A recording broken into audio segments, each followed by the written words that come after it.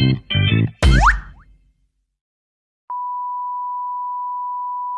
morning! Samahan niyo ako pumasok sa trabaho. Ito nga pala ang iniinom ko every morning. Iniinom ko nga pala to nang wala pang laman ng aking tiyan. Napakaganda nga sa katawan nito. Meron na nga rin tong rich in protein, vitamins, at mayaman na rin to sa mineral. At eto na nga, kain na tayo. Binilisan ko na nga ang pagkain at kasi tanghali na ako.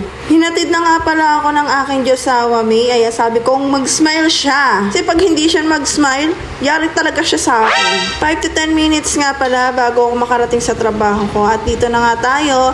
Dito nga pala yan sa Daiichi Parks. Located nga pala yan sa Maguyam Silang, Cavite. At ayan, ang daming ang hiring dito. Mali, naglalakad na lang ako dito papunta sa company. At ayan, nagmo-model pa nga ako kahit tanghali na. Alas 7 nga pala ang pasok ko. Pero gumigising ako ng 6:15. Mahanga nga sa akin ng mga katrabaho ko. Kasi paano ligo daw ang ginagawa ko.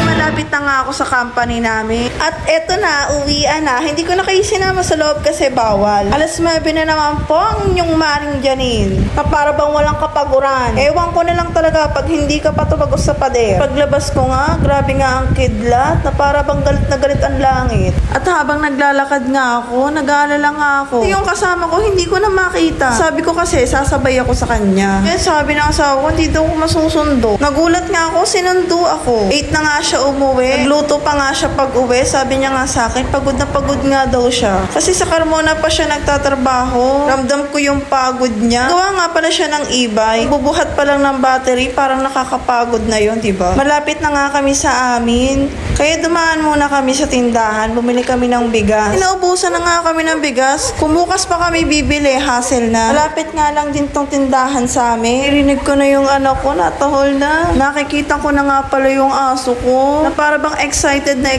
siyang makita. Pumasok na nga pala yung asawa ko. Parang lantan-lantan na talaga siya. Sabi niya nga sa akin, "Love, ikaw na pong maglinis ng bahay, ha?" Ang sabi ko nga, sige, I can manage. At pagtapos nga po niya, kumain na muna po kami bago ako maglinis. Kasi gutom na nga po ako. Pagtapos ko nga po maghain. At before it, mag-pray muna tayo.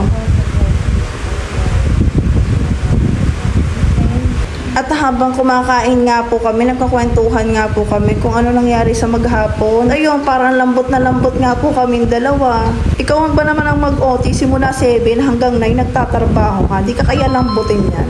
Ayan, sige, kain tayo.